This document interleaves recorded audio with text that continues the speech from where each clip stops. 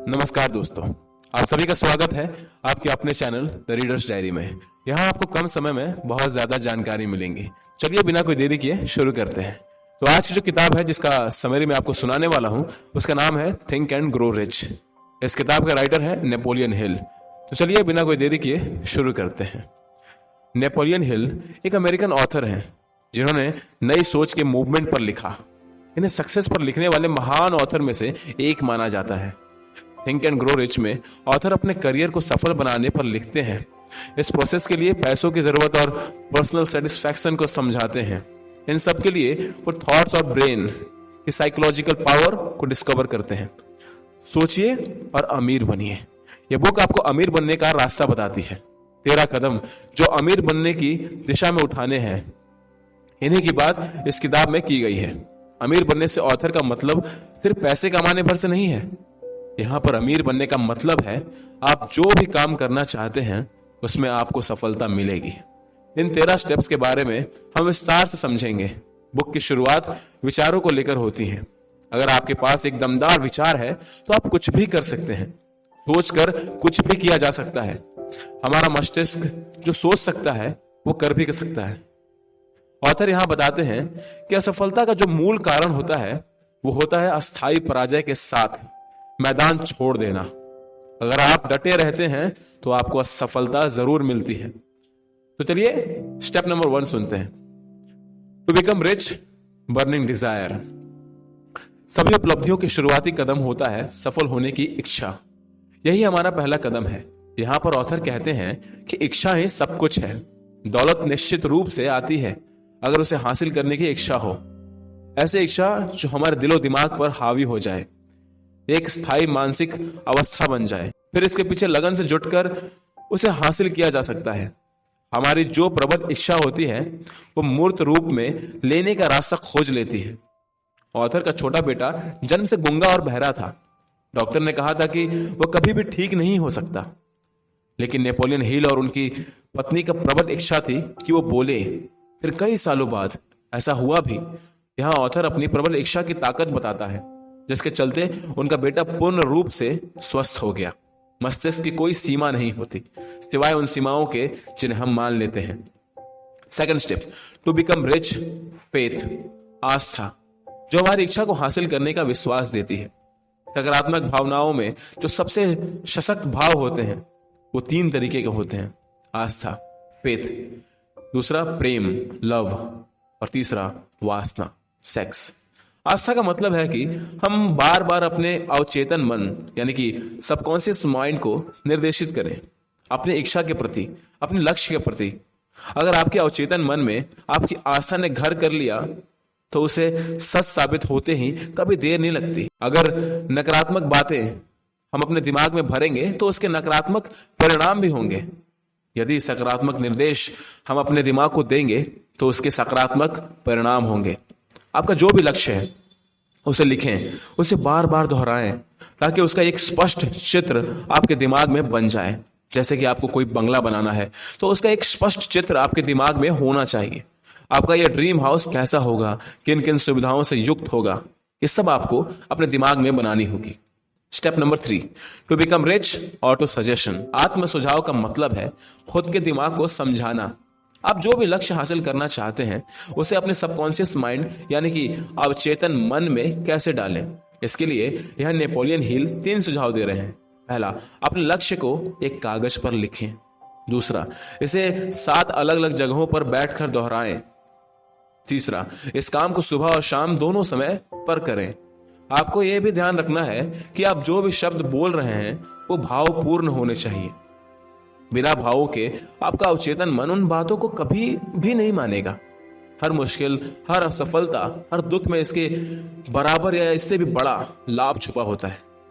Step number 4, to become rich, specialised knowledge. विशेषज्ञ ज्ञान या व्यक्तिगत अनुभव। आपने जो भी लक्ष्य चुना है उसे हासिल करने का नॉलेज आपके पास होना चाहिए।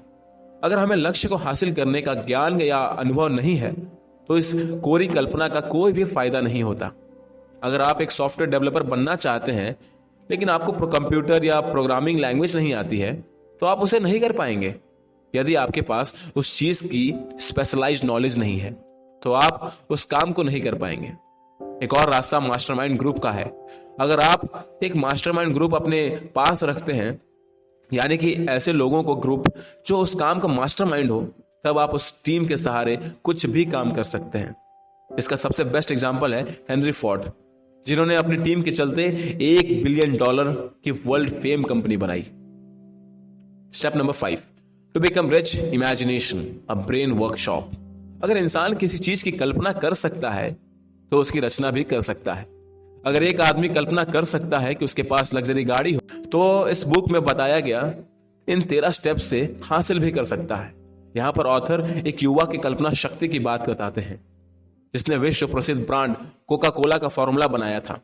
उसके पास एक कल्पना नहीं थी ये सॉफ्ट ड्रिंक कभी इतना बड़ा ब्रांड हो सकता है, लेकिन जिस युवा को उसने यह फॉर्मूला बेचा, उस युवा के मन में था कि मैं इसे पूरी दुनिया में बेचूंगा।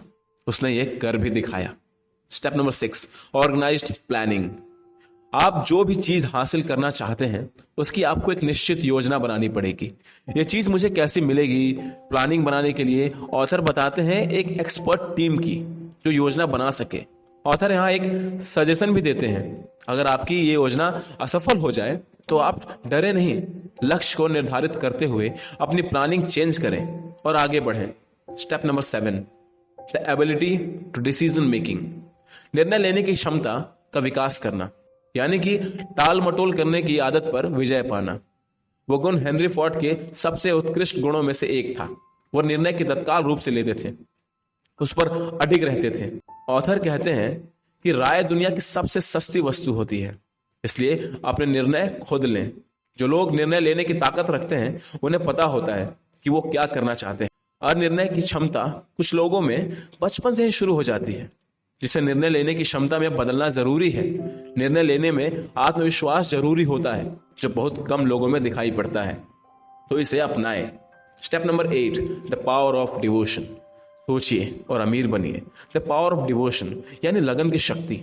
लगन के पीछे कोई बड़ा अर्थ नहीं छिपा हुआ है, लेकिन यह गुण इंसान के लिए है उतना ही महत्वपूर्ण है जितना कि स्टील बनाने के लिए कार्बन। आज अगर हम आधुनिक युग में टेक्नोलॉजी और इंडस्ट्री में सफल हुए तो लोगों पर नजर डालें तो हम देखेंगे कि उन सभी व्यक्तियों में एक कॉमन क्वालिटी होती है। उन सभी को अपने काम में लगन होती है। नेपोलियन हिल बताते हैं कि लगन को कैसे विकसित किया जाए। इसके लिए आप 4 रास्ते अपना सकते हैं। पहला, निश्चित लक्ष्य यानी कि फिक्स्ड गोल। दूसरी, निश्चित योजना, गुड प्लानिंग। तीसरा, सकारात्मक दिमाग, पॉजिटिव माइंड। चौथा, एक या अधिक लोगों के साथ गठबंधन यानी कि वेरी डिटरमाइंड ग्रुप, जो हमेशा आपको प्रोत्साहित करे। यहां लेखक का मतलब है mastermind group. Step number 9, improve self power, स्वयं की शक्ति को बढ़ाना। स्वयं की शक्ति को कैसे बढ़ाया जाए, इसके बारे में ऑथर कहते हैं, अगर आपके पास पावर है तो आप सब कुछ हासिल कर सकते हैं। बिना पावर के आप कितनी भी प्रभावशाली योजनाएं क्यों ना बना लें, उसमें आप सफल नहीं हो सकते। अमीर बनने के लिए पावर का होना बहुत जरूरी है। अब बात आती है कि ब्रेन पावर को कई गुना कैसे किया जाए। How to increase your brain power. यहां नेपोलियन हिल एग्जाम्पल देते हैं बैटरीज का। अगर एक बैटरीज की जगह कई बैटरीज का समूह बनाकर पावर जनरेट किया जाए तो बहुत ज्यादा पावर प्राप्त होगी। यानी जब एक से अधिक दिमाग एक साथ काम करेंगे। यहां पर ऑथर टीम वर्क की बात करते हैं। Step number 10, sex transmission. Sex energy का रूपांतरण मतलब एक तत्व या ऊर्जा का दूसरे रूप में बदलना। लोग सेक्स को सिर्फ शारीरिक सुख के रूप में लेते हैं, लेकिन नेपोलियन हिल इसके पीछे 3 संभावनाएं देखते हैं। पहली संभावना है मानव जाति की स्थायीकरण। दूसरा, स्वास्थ्य बढ़ाना। तीसरी संभावना है सबसे अधिक महत्वपूर्ण है रूपांतरण यानी कि ट्रांसफॉर्मेशन के द्वारा औसत दर्ज की व्यक्ति जीनियस बन सकता है। सेक्स एनर्जी को अगर पॉजिटिव एनर्जी में कन्वर्ट किया जाए तो कोई भी आदमी जीनियस बन सकता है। कुछ लोग काम वासना के कारण खुद को नीचे गिरा देते हैं, बजाय कि ऊपर उठाने के। नेपोलियन हिल बताते हैं पुरुष की सबसे बड़ी प्रेरक शक्ति होती है महिला को प्रसन्न करने की इच्छा, जो कि प्रीहिस्टोरिक एज में चली आ रही है। अगर महिलाओं को हटा दो तो कितने ही काम नीरज और बेजान हो जाएंगे। लेकिन काम वासना का रूपांतरण यानी कि ट्रांसफॉर्मेशन जरूरी है। यदि इसी एनर्जी को दूसरे रचनात्मक कार्यों में, जिसे हम क्रिएटिव वर्क में लगाया जाए, तो ये बड़े से बड़े असंभव कामों को भी संभव कर सकती है। लेकिन काम वासना में लिपटा हुआ आदमी कभी सफल नहीं हो सकता। Step number 11, control your subconscious mind. अवचेतन मन पर नियंत्रण करना। अवचेतन मस्तिष्क वो क्षेत्र है जिसमें चेतन मस्तिष्क के द्वारा 5 इंद्रियों के माध्यम से जो बातें पहुंचाई जाती हैं, उन सभी को रिकॉर्ड दर्ज होता है। यह विचार और छवियों को ग्रहण करता है, चाहे वो जैसी भी हो। अगर हम अपने अवचेतन मन तक सकारात्मक विचार पहुंचाएंगे तो वह सकारात्मक बैकअप रखेगा। वही अगर नकारात्मक विचार पहुंचाएंगे तो वो नकारात्मक बैकअप रखेगा।